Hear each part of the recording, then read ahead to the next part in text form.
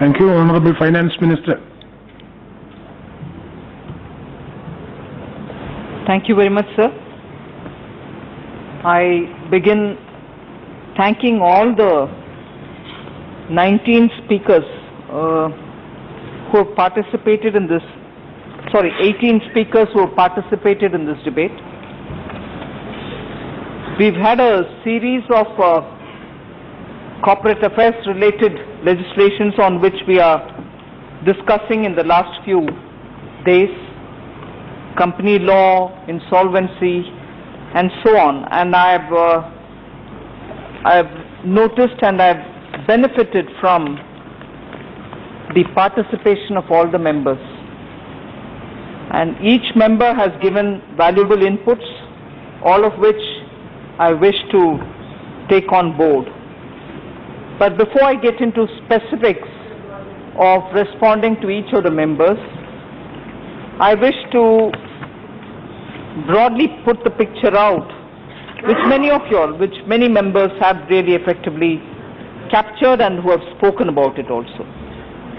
I think the spirit behind this code and also the,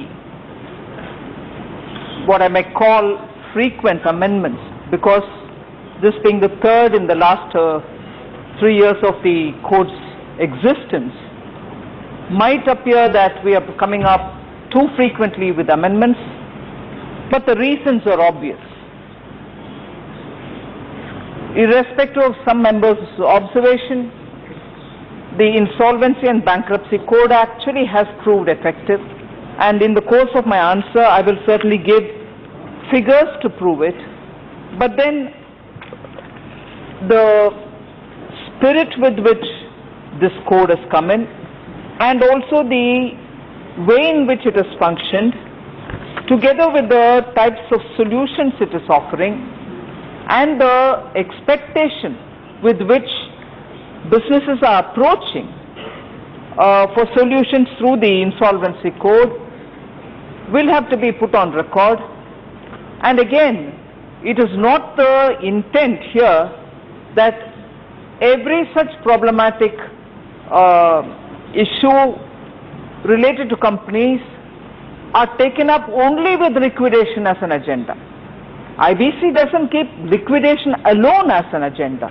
In fact, if I can show you the types of solutions which we've come up with, many of them have even been settled much before they have even got into admission stage, but in the light of IBC, and therefore the principle behind IBC, and also the principle with which, and the letter and spirit of the legislation with which it is getting implemented, is also what was captured very well by the observation which was made by Sri Pinaki Mishra.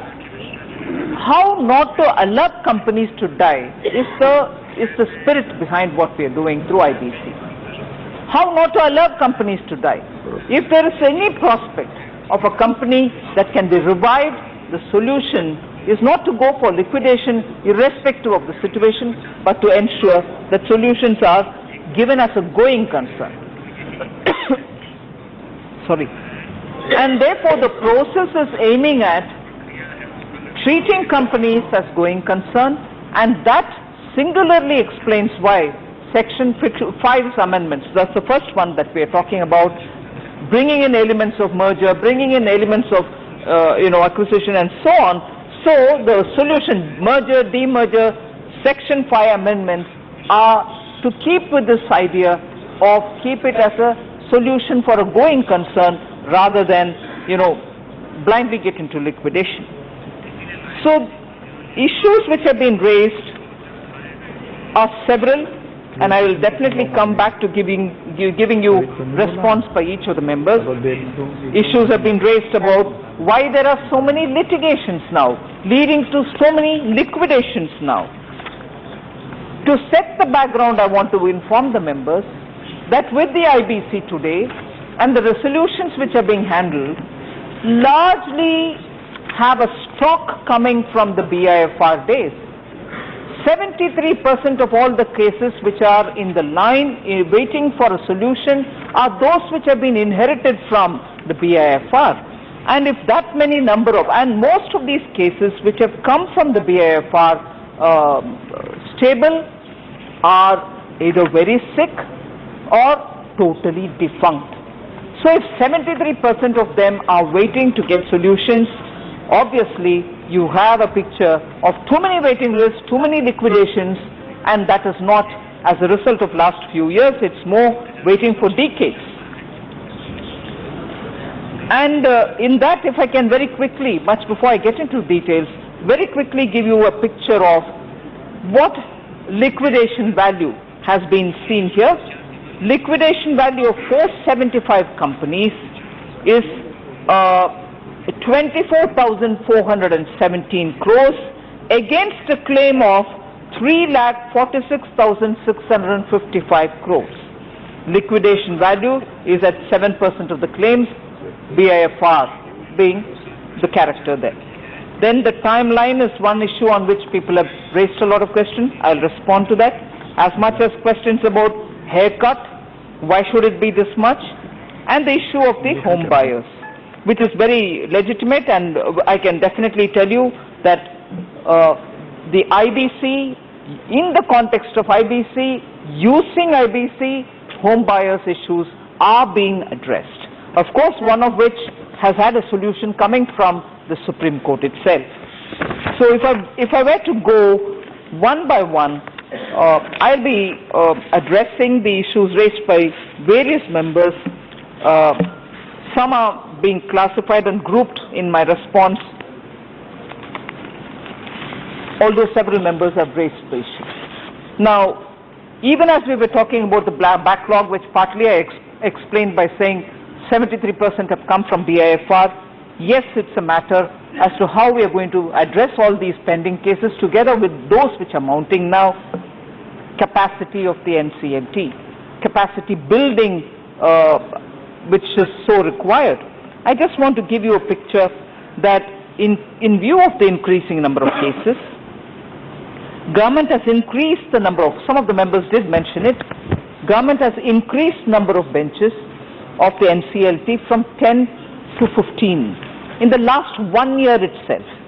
Number of members has also been increased in a phased manner, and recently, as was observed by one of the members, 26 new members have been brought in, taking the total to 52 total number of members.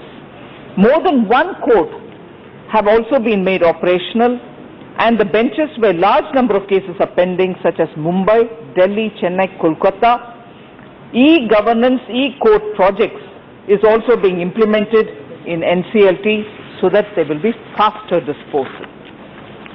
I do not want to take a lot of time, but I want to tell all the members that as regards the benches in Allahabad, Mumbai, Delhi, the CGO complex, Delhi, the MTNL building, and new branches in Amravati, which is in Vijayawada, and in Indore, areas have already been taken up. Interior work is going on. Member Gaurav Gogai referred to it. So there is a lot of activity going on in terms of physical infrastructure, for which a lot of investment has already been made. They are almost near completion, many of them. So other than this, regular colloquiums are being held for capacity building of members so as to ensure speedier response and uniform judicial delivery system. So for the capacity building officers and employees, relevant training is also being given from time to time. Chairman sir, there's a lot of emphasis on giving the right training, giving the right kind of exposure to the members so that the quality of resolution will also be high.